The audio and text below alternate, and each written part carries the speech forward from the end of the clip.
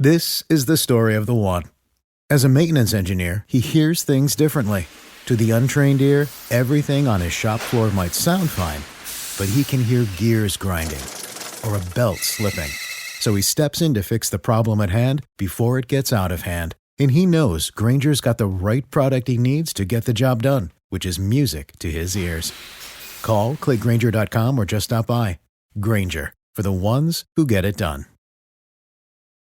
You prepared your kids for their first steps. The first day at school, their first dance, that big test, all the wins along the way. With a College Savings Iowa 529 plan, you'll prepare them for even more. Register before May 31st for a chance to win a $1,000 contribution.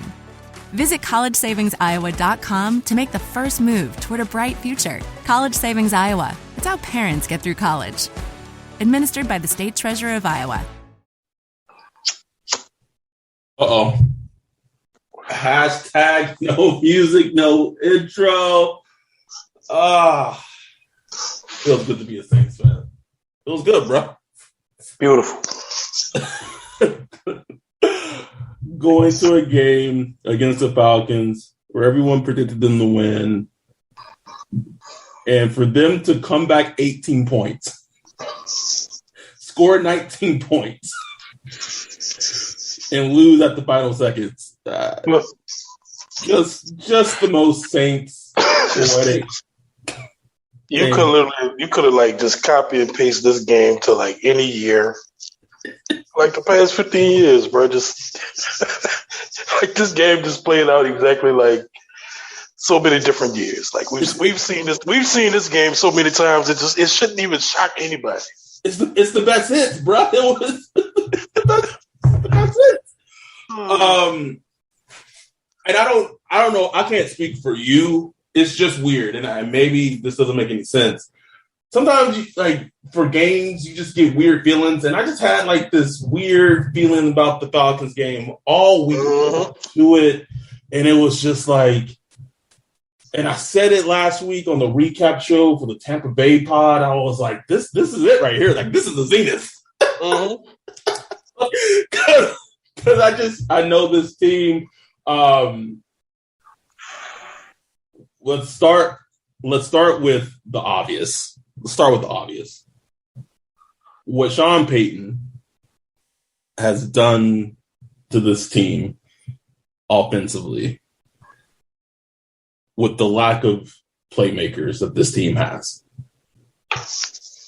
is some of the most absolutely malpractice I've ever seen, bro. It is, bro. It is, man. It's going to cost him Coach of the Year.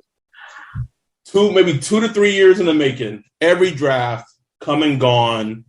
No wide receiver. The last wide receiver they drafted in the third round was Tre'Quan Smith, 2018. The scheme, as good as it is, sometimes when the scheme don't work, when you have 5 drop passes in the first half. Unbelievable. 5. And anyone who wants to jump on Trevor Siemian, you might get blocked because you can't watch football and evaluate football correctly. Trevor Siemian had for what he was asked to do, he had a fine game. Had a good game. Good game. But the wide receiver, not just weapons, lack thereof. And and my biggest thing, and I went on a tangent when it happened, bruh, but the whole, you knew Michael Thomas wasn't answering the phone, bruh. Mm-hmm. You knew he was not reaching out to you all off season. So even if you're broke financially, cap-wise, you would think bottom of the first half, get a wide receiver, get some type of weapon to help Jameis, to help the offense in general. Yeah. And now what? So because you don't address it on your own, now you over here trying to swipe right on every possible trade deadlines passed. Before the trade deadline, maybe we could get Brandon Cooks. Swap, right, swap, right. Odell. Let's start you from swap right. Can't quit. Deshaun Jackson. Nope.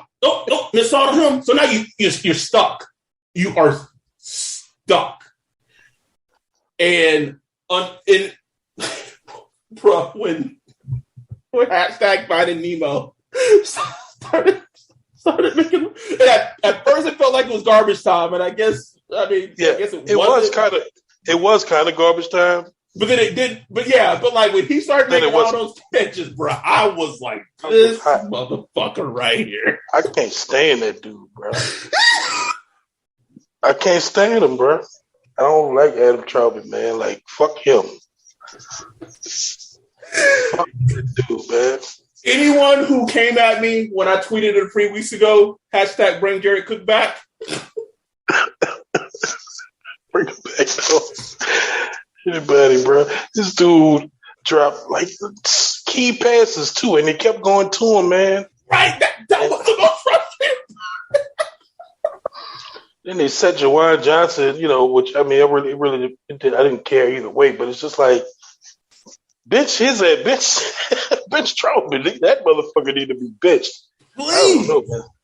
That, like, he can't catch at, like, his blocking.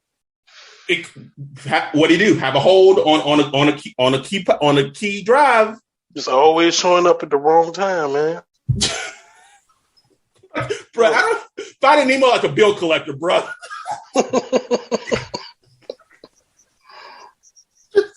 just you sitting down with Bree, you don't got some good takeout. Take it out. Call me at 6:30 p.m. Hey, who the hell is calling on a Sunday? Yes, Mr. Ryan. Looks like you're past due. That's who this nigga is, bro. Just atrocious. I don't have any words for it. Like, it was so bad. Like, Catherine Terrell was being snarky. She was like when with that drive where Adam Trautman had all those catches, she was like, she tweeted, Adam Trautman caught 2 passes and one of them was contested. And she had the shocked emoji. I was like, see, this tells you everything. That should tell you everything, bro. Like, oh my God. And the thing is, they put themselves into a corner where they just can't do nothing about it. Like, yep. What's Sean supposed to say? Like, I don't know. Got Kitty Stills out there. Kitty Stills was chilling at home. You know what I'm saying? Yeah, like like, bro, like Troutman is like, bro, use your body. Like on those crossers, you're supposed to win that. I know the linebacker's going to be on you. You're a tight end. They're going to be on you. Use your body. Work towards the ball. Use your body. Block them out. It's like, what are you doing? Honestly, bro, the worst was that 4th down play where he had like 15, 20 yards, got open. That ball just beat him the fuck up. Man. Beat him up, bro. But that said, this is such a typical Saints game, right? In that the defense did enough where it kept the offense in the game. Right. At halftime, the defense has held the Falcons to 10 points. And then, of course, because the offense wasn't helping the defense out at all, they started playing too many downs, too many snaps, blah, blah, blah. Defense gets tired. So they, start giving up plays, and then it's kind of going on underneath the rug there. But that Teron Armstead, man, smoke. It was by like a no-namer too. I was like that strip sack put the defense in a really bad position. They gave up a touchdown. And it was frustrating because Taysom came in, was moving the ball for a little while. He was like, okay, yep. moving. Boom, penalty.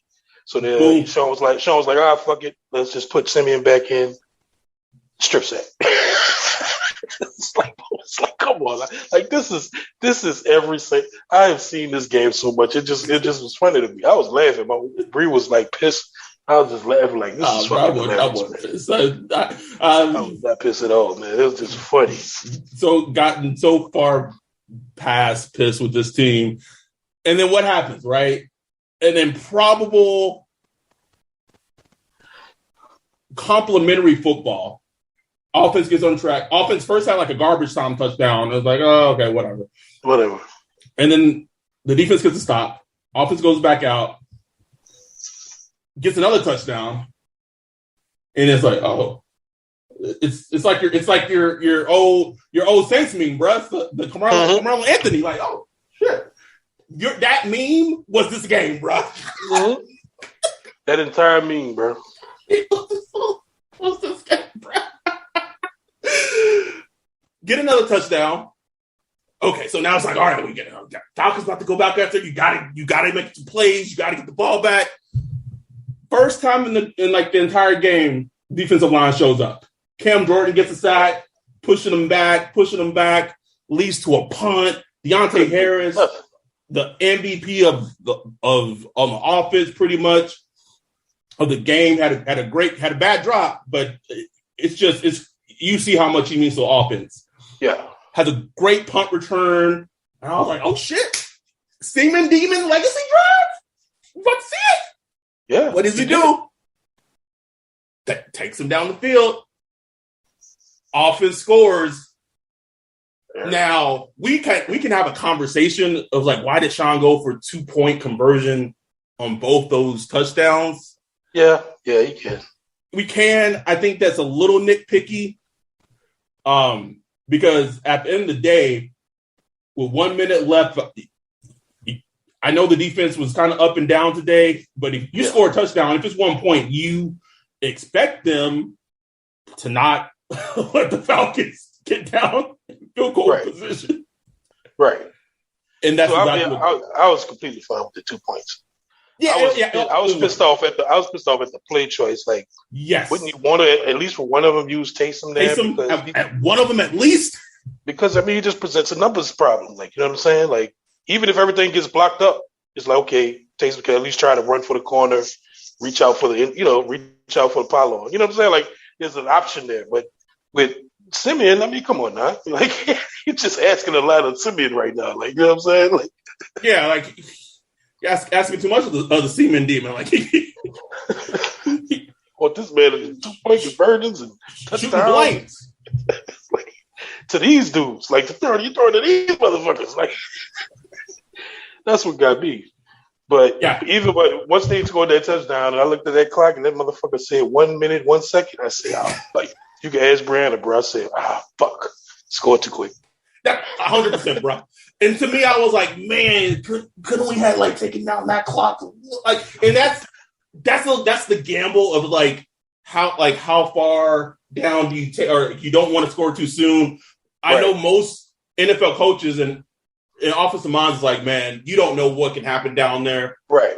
I get it. Like, I get it. It's like you won't never want to not score, but yes, man, like who was that scored that touchdown right there? It was Kenny Stills.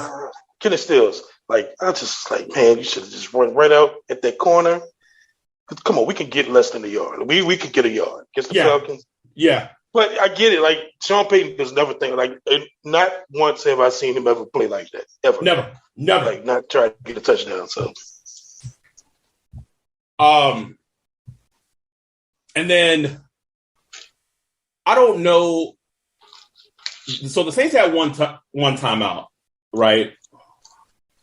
So I don't know if you come out and formationally you see what the Falcons come out in, and you see the only really player, because after the first half, the way that game started, I was like, oh, Kyle Pitts about to give us this long dick all game, bro. All game.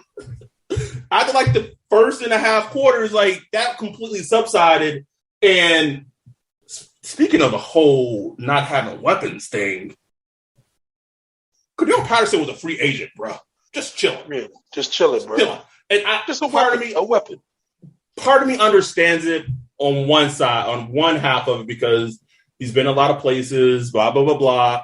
I've been a Cordell Patterson fan since he came out of Tennessee. Like, me too. I just loved him as a player. I didn't know what his position was going to be, but I was like, man, he's a playmaker. Of course, now he's on the one team where he's finally unlocked, where I can't even root for him. Like, it's like, Jesus fucking Christ. He's been on a tour of teams I can't root for him. Yeah, Vikings, Bears, Falcons, all the CP. So you have one timeout left, and I guess you're just thinking that the right defense is called. It looks like it was a cover 3. I just wonder if you just see a rookie against the only player that's been killing y'all all game. You're gonna say, hey, whoa, time out. Don't like this matchup. Don't like. I don't know. Maybe this is Monday morning quarterbacking. But there's been some plays where the rookiness of don't back me shows up, and it's usually they're not small plays, like they're big plays. Big plays. But it's like I would have to take a look at the defense because, like, what I mean, your whole purpose at that moment is to not let them move the ball at all. Like, you know what I'm saying? Like, don't move the ball. So I'm like, what are you thinking there? You just going man and man on the outside. It's like I don't think it was man though. I think it was cover 3. It was cover 3. Well, and he gets how cover 3 is. I mean, cover 3 is it could be complicated. It could be very complicated. You know what I'm saying? There are plays to be made. So it is just one of those, man, like, damn, could we not come up with something to just keep it in front of you? You know?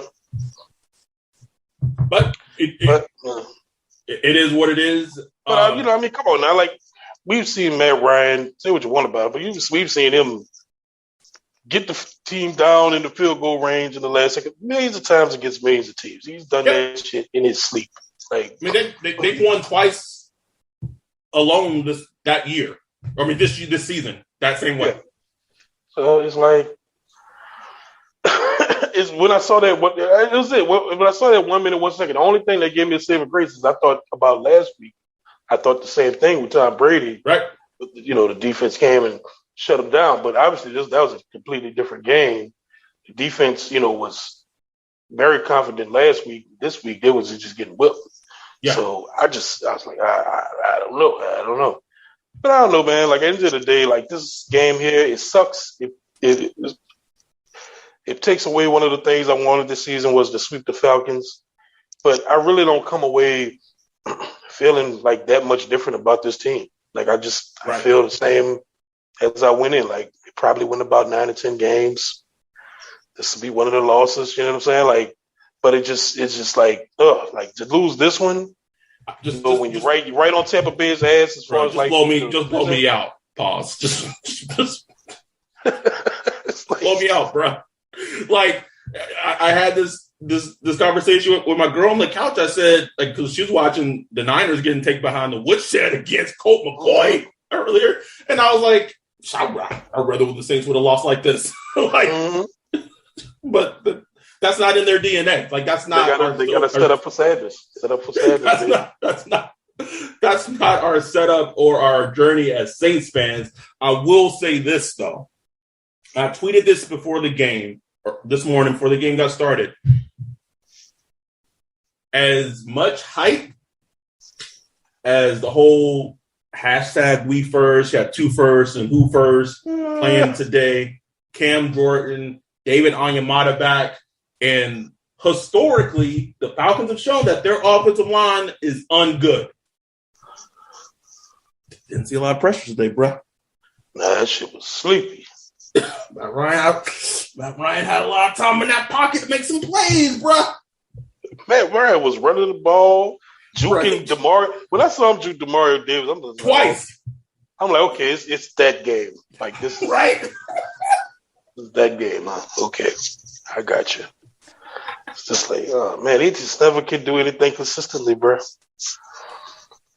Yeah, it's just up and down. It's just been so irky jerky, and offensively, there is no saving grace coming. Like, Oh no. Thought Mike Thomas would be back, but now Odell Beckham. Don't want to talk about. Don't want to talk about on the podcast until the thing sign. Exactly. Like stop. Don't waste your energy. Just whatever. But this is most likely the ceiling of the offense going forward. It's like this is it. Like this is it. This is what you got. This is your New Orleans Saints 2021 offense, baby. That's so sad, bro. So sad. And for it to be Sean Payton, that's just crazy. Right? And it was running that ball, and man, it was running the shit out that ball. But it's like if you can't complete passes, it don't matter. It don't. None of it fucking matters. And it was such a.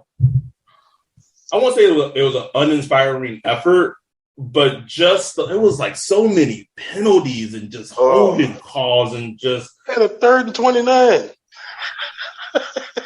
And that drive started off so well, bro. Yeah. Oh my god. Just so well, and then it was just like penalty. It was a penalty, and then they were like, "Oh, we're gonna run a play, or we're not gonna run a play before this quarter ends." And then it was a false start. Just gross. It was just gross. I knew it though, bro. Like all this week, basically, players didn't even like talk about the Falcons. Fans didn't really talk about the Falcons this week. I know that doesn't matter about the game, but still, it just kind of on my radar.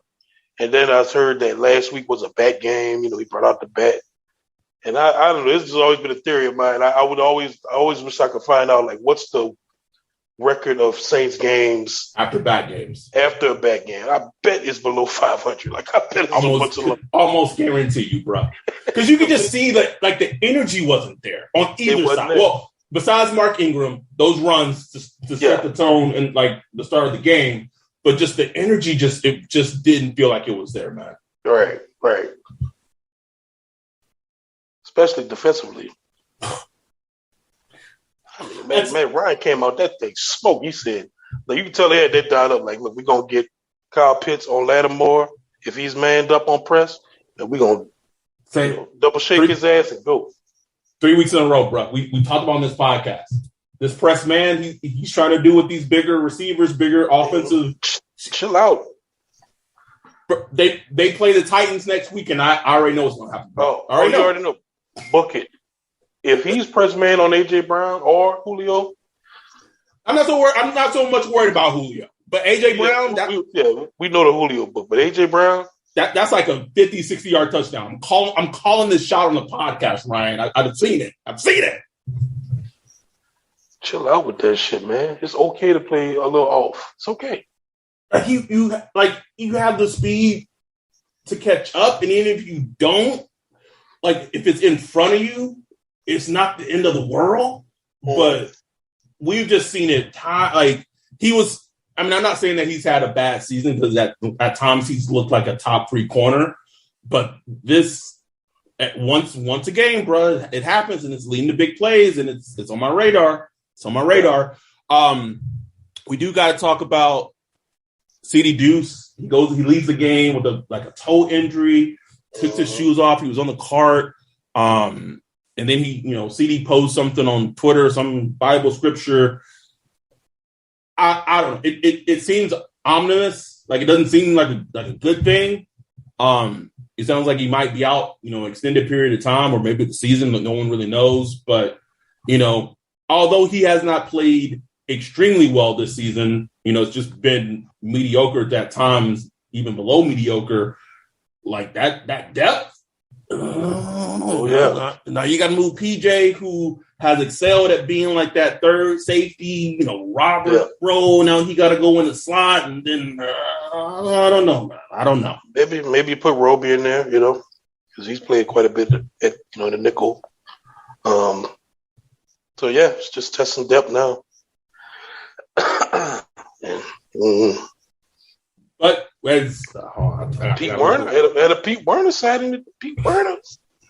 Pete Werner still showing up. Pete Werner showing up every week, man. Every week. I wish we could say the same for sir. You know what? No, not gonna go there. First? Boy, when who first was hurt, I was like, oh. He got back in though. Got back in.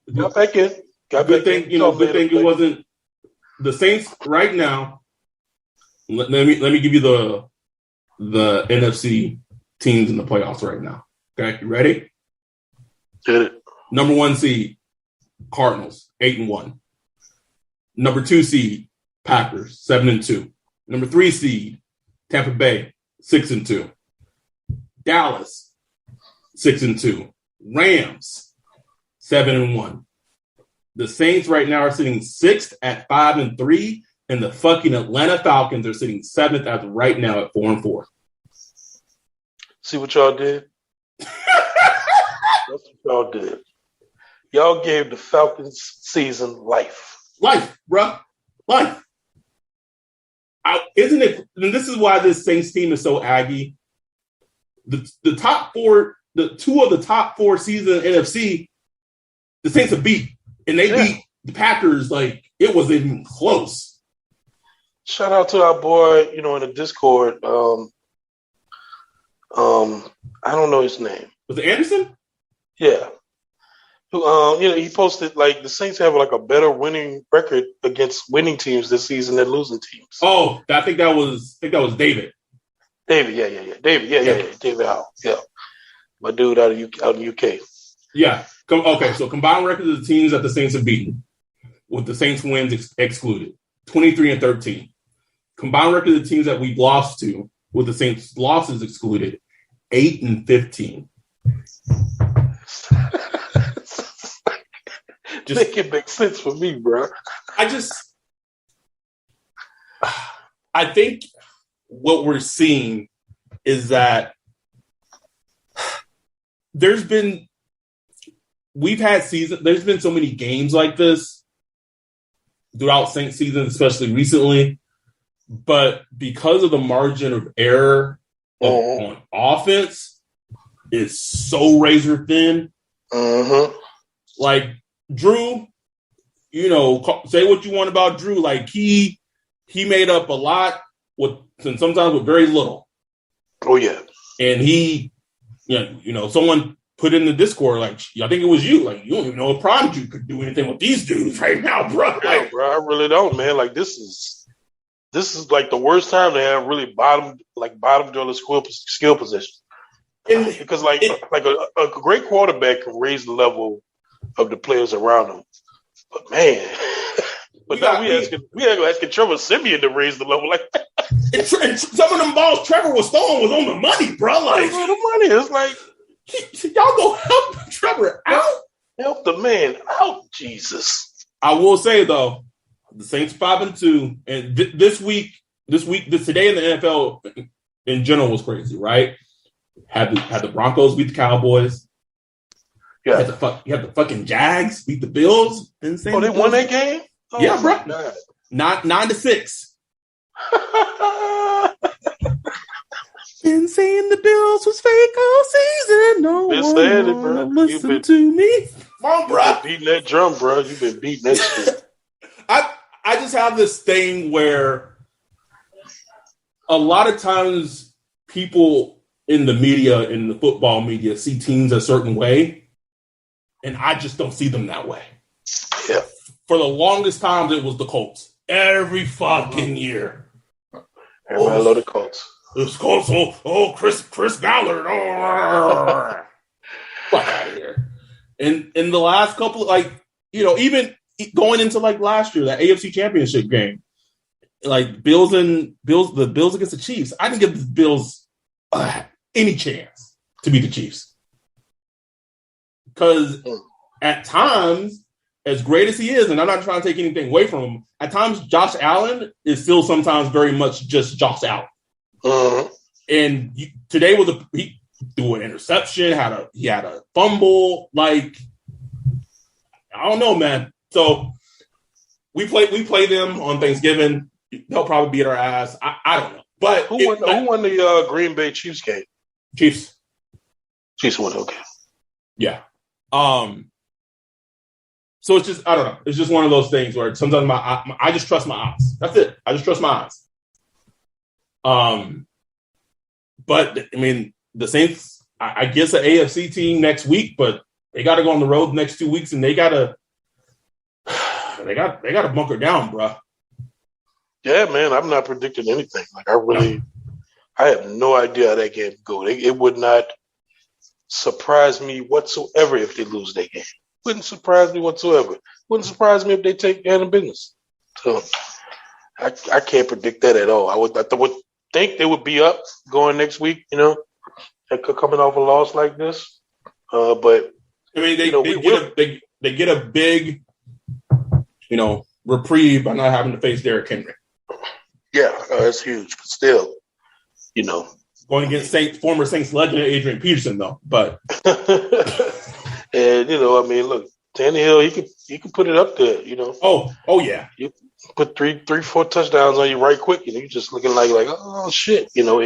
Lattimore does one of his little shinny digs. Where he falls and slips or whatever.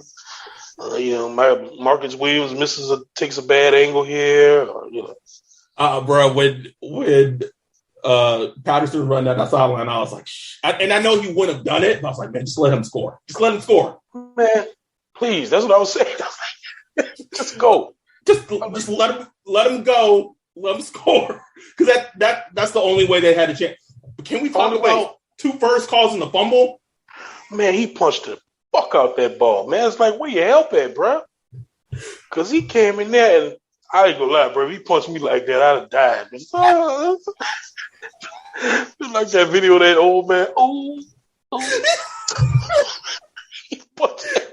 You would have flown like that bull hit that old lady. Like that was a powerful punch, bro. Like, god damn. Could you imagine if they would have recovered, bro? Like, bro. But it's like, damn, y'all couldn't recover that shit. Right? Like the play you needed the most, the time that you needed the most, you can't recover a fumble. Can't recover a fumble. Oh Lord. It was that close, man. It's just sometimes just the game of vengeance. But I can also, if you want to put like a rose-colored glasses on, they played well for like a quarter and a half and almost won. So I don't know. Take it for what you mean. But they almost won just playing a quarter and a half of good football. The story of this team this season to me, regardless of where the season fucking goes, is just resiliency. I know we sometimes shit a lot on Sean Payton on this podcast, sometimes deservedly so. But even with the up and down, Dr. Jekyll, Mr. Hyde, Saints we get sometimes, this team time and time again shows you how resilient they are. Because other teams, if they go down 18 points, that's night time, bro. Like, shit. Oh, yeah. But the team fought back, had a chance to win it. Yeah. Like, that again goes to coaching and the players on the team that Sean has cultivated. And, but it kind of goes back. I brought this up on the podcast. I don't know when, maybe the off season or something. But, Sean Payton can coach in a crisis. He's one of the greatest at it. But I always wonder, how good is he coaching when things are going well? It's like he loses his edge when things are going as it should be. And it goes back, like Evan Kamara talked about it. I don't know if it was this week or last week. He talked about how Sean Payton just loves when you got to prove somebody wrong, or when you tell him he can't do something or won't be good at something. That's what gets him fired up. And I think that trait bleeds into the team, and that's why we see these things like after back games, we play kind of down, or we play down to the competition sometimes. I think that personality trait is kind of bleeded over into the team for whatever reason. Like, I don't know. And I don't know what that means in the long run or anything. It's just one of those things I just kind of noticed that as good as he is with coaching, when the team is back against the wall, like when things are just flying, you're 5-2, you're going against a mediocre Falcons team, win that game, bro. That's the one you gotta win, bro. Come with some fire plays. You ain't got nothing cooked up with taste. Just something, bro. Yeah, I mean, it's such a great point. It's a great point. Also, can I just, okay, I know I said I was going to mention him. Can I just say, if what Florio said is true and Odell does choose to go to Seattle, what a dumb Negro that is. You gonna go to that passing game? Like, come on now. And I'm not saying going to the Saints would be really smart either. I'm not saying that, but I'm just saying. First of all, like they're not even in playoff contention right now. Like, that's what boggles my mind. That's what I'm saying. Like they're in the NFC West. They're third in the NFC West right now. Like we don't know. We still don't know when Russ coming back. Really. So if you want to go play with Geno and be number 3 in the NFC West and be behind DK Metcalf and Tyler Lockett, go do you, man. I got nothing for it, bro. Like when I saw that, when people put it on Twitter and put it in our Discord, I was like, the fucking Seahawks? That dude. Whatever. Anything else from this game? Do you, let me walk before we end. You think I know we talked about Sean and things, but Anderson in our Discord put a exquisite post about Dennis Allen, bro. He did. And just to kind of paraphrase it, when he does a lot of good things well, but there are sometimes when he needs to, adjust the scheme or do something, against an offense when it's needed the most, and he just doesn't do it. Yeah. And I read that, and that's a bad paraphrasing because he worded it a lot better. But I read that, I was like, God damn, like it was such a salient point, and it was so well articulated of how he conveyed it. Well, to me, DA is the perfect defensive coordinator for Sean Payton because he is the Sean Payton version of defense. Like, right. This is how Sean Payton sometimes is like, Sean, what are you doing, bro? Like, what? Why would you run a jet sweep with a tight end? You know what I'm saying? Like, and Dennis Allen does shit like you got Quine on man-to-man on CPAT. Why? And Sean, Quine is fast. I know Quine is fast. But why? You're beat formational. Before the ball snapped, you're beat. Exactly. So it's just some things he does. And look, sometimes he makes adjustments. I notice if you watch all these games, usually their first 2 or 3 series are their worst series on defense. Yes. And they adjust on the fly. And he is good about making those adjustments, especially after the first half or whatever. But you Anderson, right, man? Maybe that's something that does keep him out of head coach. And, I don't know. I mean, I know I wouldn't. If I was a team, I wouldn't be trying to hire no damn Dennis Allen. It's like, what exactly are you bringing? Like, I mean, it's no disrespect to DA because he's done a good job. Like, he's been the best DC we've had since Greg Williams' first season, maybe. I guess I don't know. Yes. So, but it's like you can't bring the players with you. Right. Like put Dennis Allen with the New York Jets, and it's gonna be dumpster fire.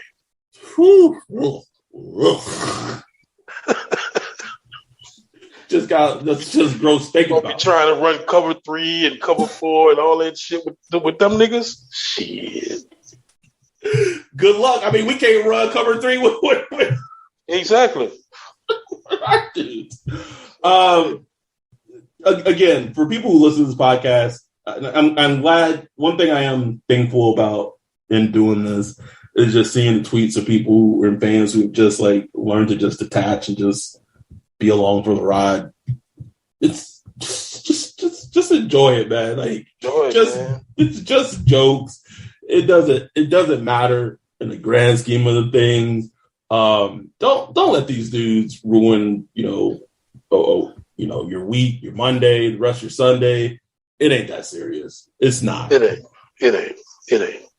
I know my people though, man. Hate losing to the Falcons, bro. Yeah. I mean, yes, that I get 100%. It compounds the loss a little more, like you know what I'm saying? It does. Man, as soon as PJ ran that back last week, I just knew. Just knew, bro. This is it. Pinnacle. But we gonna enjoy it on a week by week basis. If you're not a Patreon, we talk about the Discord a lot on the pod. We have a lot of fun on the Discord, especially during game day. Oh, especially during game day. Yeah. I love it. I love doing it. I love our game 3-3 because I don't know. It's just kind of like it's kind of different. It's similar to Twitter, but it's kind of different because we're just talking the game. You know what I'm saying? Yeah, that's it. And you're not getting disappearing in the flood of tweets on your timeline and nothing like that.